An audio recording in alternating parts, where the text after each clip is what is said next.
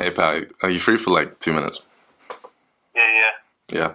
I'm making a video on voodoo dolls and I want to tell the story about when I used one on you, but I'm like my brain's kind of foggy. Yeah. Like, do you know exactly what happened still? Yeah, I do. When you want to make this voodoo doll, you need a decent amount of things. One of which is oat bark. You can use any oat bark you want. This one's old Indian oat bark. It's something I put through a blender to make it into powder. It's much easier to put into the doll in this powdered form, along with Spanish moss. Okay, now the Spanish moss you're going to use to stuff the doll at the end. You need some buttons, and also this little thing right here, by the way, I forgot to mention, this is what you're going to need in order to put within the doll. You're going to need to put it across the width of their shoulders, like a cross, and the top of it goes up into the head. And then you'll also need to wrap those two twigs together. It could be any twig with cotton wool, okay? A pair of scissors and a decent amount of high quality fabric. This fabric's great because you can cut it and it won't frail off the ends. Otherwise your doll will just fall apart over time. First, obviously, you need an outline. You need to outline the doll. This is the template. This is the shape it's going to be. It doesn't have to be this shape. It could be any shape that you want, but this is the general shape that I like to use. Now, I like to draw it all first. I then use tracing paper to draw the next half, after which reversing the tracing paper and then layering it on top of the sheets. And then obviously what you'll get is a completely symmetrical template.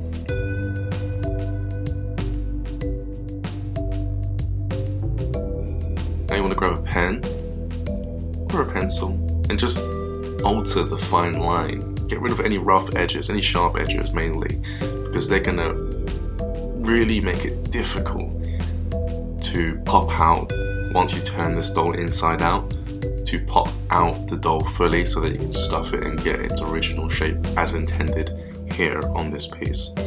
Okay, so round off the shoulders if they're too square, the edges of the head, the feet, and so forth. It just makes it easier.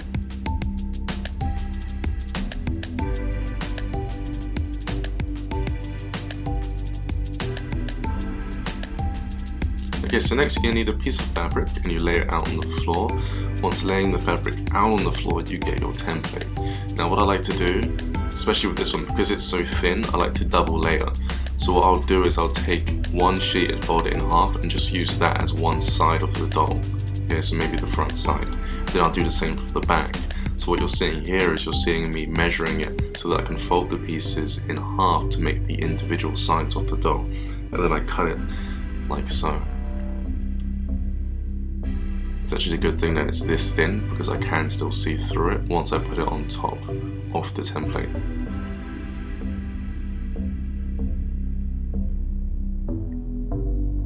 As you can see, there's two sides. You've got the top of the doll right there and the bottom of the doll, or the back. And as you can see, it's very easy to trace over the template as you can plainly see it through the fabric of my choosing. So now you want to get a very, very light pencil, 2B, HB, whatever one you have at your possession, and you want to gently, I say gently, trace out the template. If you do it too harsh, then when you turn the doll inside out, you'll still see the pencil lines on the outside of the doll, and it just won't look good. Now obviously these dolls, or at least this one, isn't waterproof. So you cannot wash these because it does just ruin, especially because it's got moss in there, it ruins the color and it actually starts to mold and degrade really fast. It's like having a piece of food just stuck or forgotten about underneath your bed or desk or table. So do not wash these dolls, okay? So once you've carefully drawn around your template, there is a specific thing you have to do in order to turn the doll inside out after you've stitched the template together.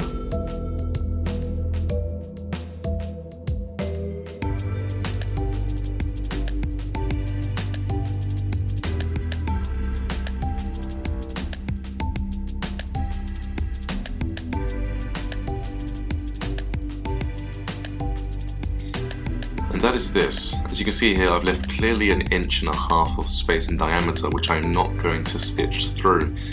That is going to remain open until the very final end of the doll making process. And right here we have a safety pin. Now you'll need to pin the sheets together so that when you do sew it, you don't get too much material bulging out of one area of the doll.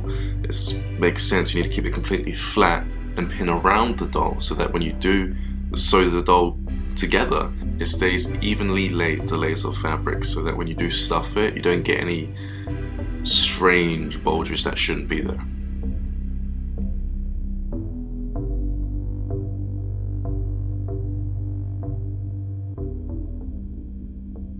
Okay, so you're going to need a very, very long piece of cotton thread for this piece, because you want it so long that you can only use one length of cotton from start to finish when it comes to you stitching over or around the template.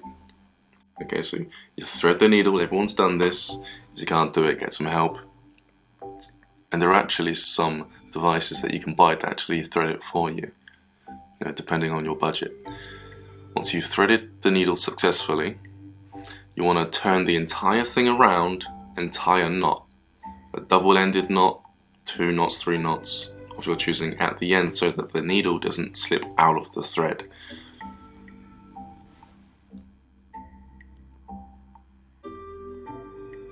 Okay, now what I like to do is I like to put it in between the 2 layers of fabrics and go from the inside out so that the knot stays on the inside of the doll.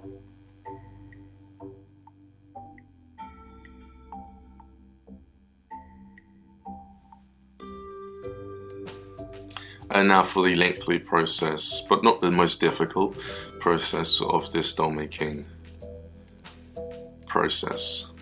I like to stitch like this. It's the fastest way, and as you can see, it gets more done, more parts of the stitching in one go, and it keeps it relatively straight because you're doing it in this process. And once it's all done, as you can see here, you've got the template now. Well, I've got the template, right?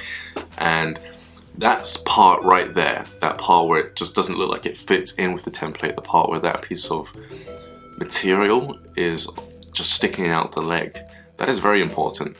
Okay, that's where we're going to do the outward stitch. Once you turn the whole thing inside out, you won't see that sticking out. Okay, it will be 2 folded pieces of material or fabric. Now once you've turned the doll inside out and you've stuffed it, then what you do is you do the outward stitch on the side of the leg. Okay, now it will make a lot of mess, but trust me, it's worth it. This is the final product. You got the heart right there on the left, the smiley face and the 2 eyes. It's the original look of a voodoo doll. And there is the outward stitch. Okay, so voodoo, somebody mentioned this the other day. Ryan, are you a pagan? And I said, no. Because if I look at it like this, right? If you do one thing, one act that one of these categories of groups of people do, it doesn't make you the entire thing. It just means you've got skills from different things, right? Different groups of people, whether that be paganism, Satanism, whatever thing you guys have heard about, right? It doesn't mean that I'm the full thing. It just means that I have some sort of skill in that kind of thing. Okay, and I mentioned it like this over on Periscope. I said, I'll tell you what I am. I'm consciousness that's self-aware of itself, and that is evolving, becoming more conscious and more able to manipulate its own consciousness to make its life better, an aware, lucid existence on 3D. That is what I am, that is what I identify with. I do not identify with other names and labels that other people put certain actions towards, because that's what's happening here. If you say, yes, I am something, other people think, okay, you do everything that that class or that category or that group of people do, without them even knowing you. That's a problem. But most people just think about that. But, okay, so this video, Voodoo. Right, I told you guys a story once over on Periscope, which I didn't tell on YouTube, about a time where I was playing with dolls. I used to make voodoo dolls, real voodoo dolls. I could feel the spirit of somebody, right, their soul, and I could, knowing how to manifest and manipulate reality and consciousness and what it actually is at its fundamental structure, I was able to tether somebody else's character, their personality, to a doll. And in the story that I told over on Periscope, a friend of mine mocked me and laughed because he saw me doing this kind of thing, and he gave me full permission to try it out on him, right? What an idiot. So I made this doll, and I said to him, do you give me full reign over your being? Do you allow me to practice this on you? And is it okay? And he said, yeah, sure, whatever. And he chuckled. I wasn't laughing. You know, I put the pin in my hand and I could feel it vibrating with the chi or the consciousness, which helped. The physical doll was like a conduit. It was a connection between my consciousness and his physical consciousness in his body. It was like a tool. And I used the pin to channel consciousness or thought through the doll, thus into his body. And I stabbed the doll in the throat. Nothing happened straight away, but the next day was hilarious. He woke up with tonsillitis the next morning. He couldn't even speak, his tonsils were so inflamed, okay? He then phoned me up and he called me a D-I-C-K. Alright? And I said, hey, you gave me permission, you laughed at it, you thought it was fake, and now you know. And he laughed and he said, yeah, you know, I get it. I did kind of ask for it and it's cool. After which I destroyed all my dolls.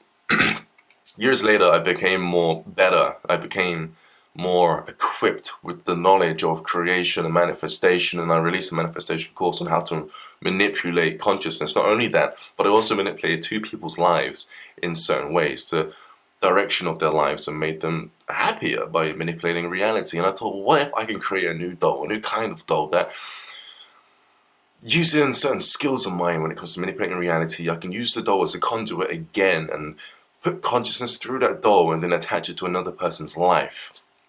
Right, so that person, every person's, they've got this baseband, this program behind their character, which attracts certain things within their life, and it makes them think in a certain way to react or respond to these kind of things. What if I took that baseband, that character, from another dimension?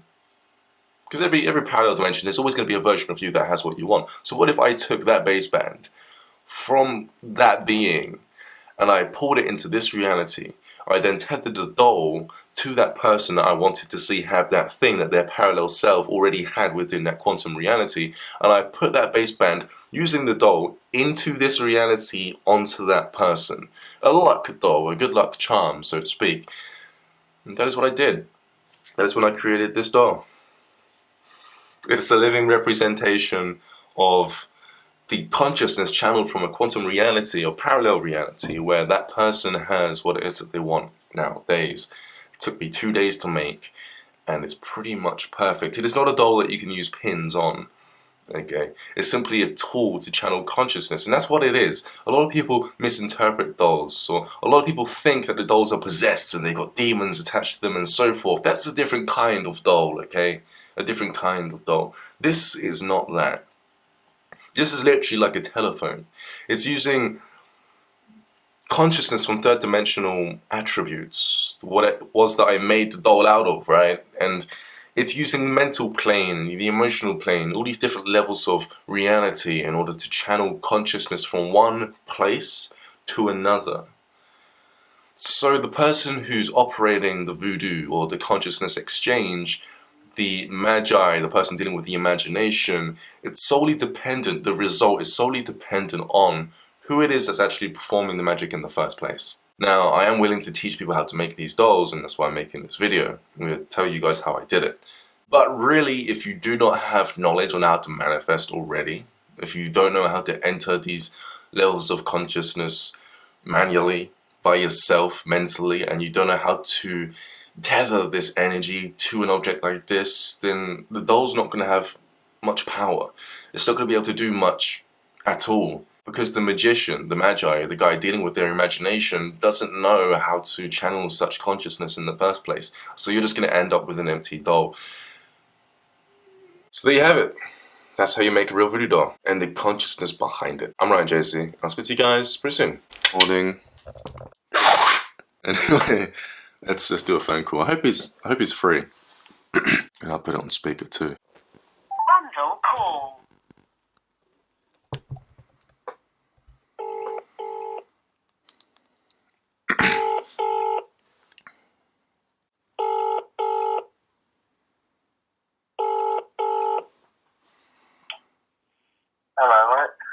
pal, are you free for like 2 minutes? Yeah. Yeah. I'm making a video on voodoo dolls, and I want to tell the story about when I used one on you, but I'm like, my brain's kind of foggy. Yeah. Like, do you know exactly what happened still? Yeah, I do. It was, what was it? It was a pin in the head, the throat, the chest, wasn't it? Yeah, I remember the throat. I was talking earlier about it, the type of voodoo doll I was using, and the intention behind it. I remember you laughing, and you said that I could do it on you. And then I chose the areas, and I chose the throat. It was the next morning. What happened the next morning? Tonsillitis. Tonsillitis. And Yeah. like, full on, you had to go to the doctors and everything, right? Yeah, went to the doctors and everything, and then, yeah, day after that I was fine. Mm. Just disappeared. Like really fast, like magic, right? Just gone. Yeah, that was really confusing, yeah. Yeah, that was cool. 'Cause, yeah, now it's coming to me. I removed it. You phoned me up about it, but then I removed it, and then the next day it was gone. Yep. Yeah, that's it. Actually, I made a new one. Yeah, but it wasn't for the reason, to start stabbing people and everything. It was more of a good luck charm. I made a video as to how I made it completely. I wanted to get a recording of you saying kind of what happened, and I play a little bit at the beginning, like with a black screen, right? And then it goes into me making the doll, and then I tell my story after I've made the doll. Alright, and see you, pal. Alright, mate. Peace. Yeah, I stabbed him in the throat. He had tonsillitis the next day. He phoned me, told me to put out the pin. I pulled out the pin, and then the next day, it was completely gone. And he was like... Later on down the line, he had them removed because he was having irritation within the tonsils. That is the complete story.